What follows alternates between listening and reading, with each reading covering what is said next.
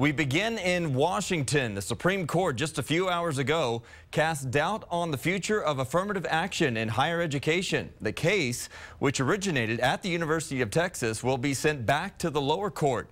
But this time, the university will have a tougher time defending its use of race as a factor in admissions. Brian Moore joins us live from the Supreme Court building in Washington to help explain the ruling. Brian? Brian, Abigail Fisher, the young lady who wanted to go to UT but was rejected, says that this is a victory as far as she's concerned. She says the court moved the nation a step closer to that day when race will not be considered at all in admissions. But what it does guarantee is that this fight is headed back here for another round sometime in the future. The U.S. Supreme Court today narrowed the scope of affirmative action, raising question about the future of race in determining admissions at public colleges and universities. In their 7-1 ruling, the High Court sent the case against the University of Texas Austin back to a lower court.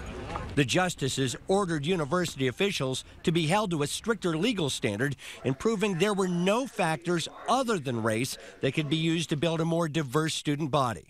The court seems to have gone out of its way not to strike down all of affirmative action, but the court is making sure that courts will scrutinize affirmative action programs more carefully. But the ruling did cast doubt on the future of affirmative action, at least when it comes to higher education. If they show us that they really do need these programs, that there isn't a race-neutral way of getting diversity in higher education, then for now, at least, the programs are constitutional and you can use them. Justice Elena Kagan recused herself from the case. Justice Ruth Bader Ginsburg was the lone dissenter. Even though this was scheduled to be the last decision day of this term, the court still has 3 major, potentially landmark decisions. 2 of them are same-sex marriage cases. One challenges the 1965 Voting Rights Act. A ruling on any or all of those cases could come as early as tomorrow when the High Court has scheduled another decision day. Live at the Supreme Court in Washington, I'm Brian Moore, KXAN News. And Brian, isn't a 7-1 decision a bit interesting? What does that mean? Because the Supreme Court is usually so divided.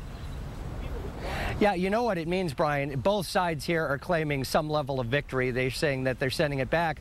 The conservatives want to see proof that there are really many other factors that could be considered in admissions other than race. And those who support the liberal wing of the court are hoping that they will find that really race is an important, a critical way of helping to build a diverse student body and helping to build a sort of all across the board student experience, which was what the court found a decade ago when it ruled in the University of Michigan case. So it does guarantee, though, Brian, that this case is headed back here. This is not the end of this, not by a long shot. We'll see what the appeals court says second time around. Brian Moore, live for us in Washington. Thank you.